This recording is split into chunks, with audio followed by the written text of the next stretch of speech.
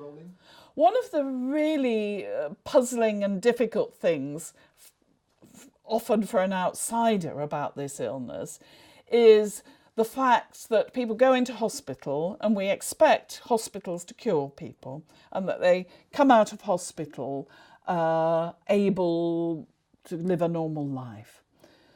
That's not the case for this illness. As we've described, this illness is something that often is built upon many fears.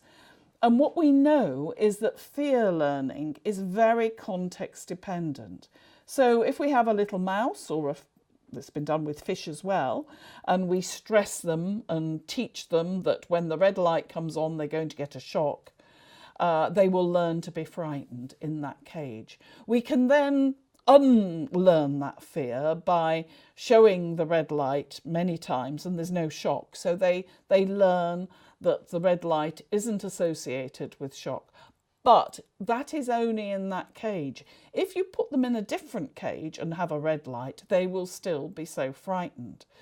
The same happens with fish too. So we learn emotions very much depending on the place and the time and things about it. So when we've got a fear about food and we unlearn it, perhaps in hospital by being made to eat in a supportive environment, when you go home, the context of home, the fears are much the same as they were before people come in.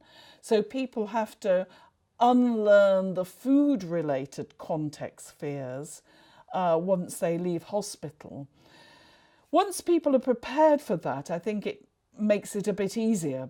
But if you expect that all will be well, and it isn't, that can be frustrating for everybody and is very unhelpful. Cut. Thank you. Excellent.